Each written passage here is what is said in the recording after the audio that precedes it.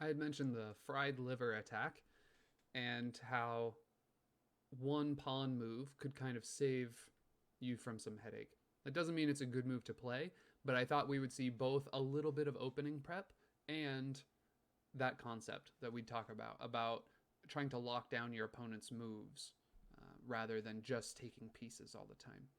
So the fried liver starts with e4, e5, and then knight out to f3, and then knight c6. Now, in case you're not already there, the reason for both of these moves, I mean, it's a developing move, like we talked about in our opening principles, but this knight attacks this pawn, so black develops in a way that defends this pawn.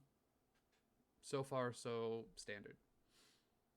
Now, white plays bishop to c4. This is known as the Italian game. It doesn't matter, but it shows you in the on chess.com's Explorer. If you care to learn by name, it can help them be easier to remember. Now, there's kind of two real moves here, and they would be bishop to c5 or knight f6. So we'll look at that in just a second. But the idea that white is going for here is this f7 square for black is very weak.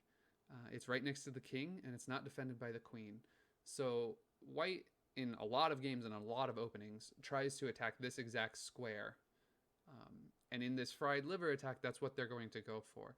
They're going to bring this knight up to g5, and then both that knight and this bishop will hit this square. And we talked about a fork. The knight will be forking the queen and the rook. And so rather than lose the rook for free, they'll likely take it with the king, except it's being seen by the bishop. So they'll have to defend it somehow, etc., etc. So to avoid all of this, whoops, white could technically, black could technically play either of these moves, either f6 or h6. And the reason for these is that they both attack this square. This means that the knight cannot move there, which means they can't move to f7. So you can try to think about what your opponent's going to do and then play a simple defensive move to stop them in their tracks. And turn order in chess is very important.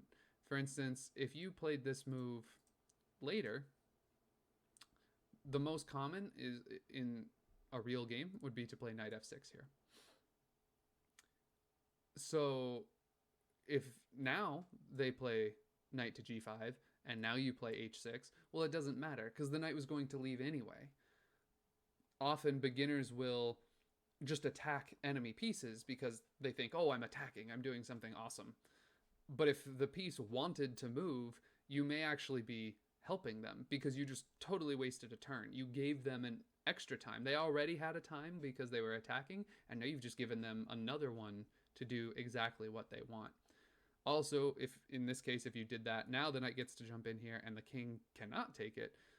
So the black player is going to lose their rook completely for free. So this h6 idea only works before the other player plays it.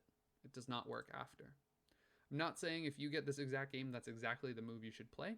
I just thought it was a helpful demonstration of a few of the concepts, from the opening principles to the locking down the other person's pieces, and then just a little bit of opening prep practice. Now, if you've seen this and maybe you play these moves yourself, it won't scare you when it happens to you. I just a couple days ago playing against this was the first time I've ever actually had anyone play it against me, and it was very scary, but I had seen it a little bit, and so I knew how to play the correct moves throughout.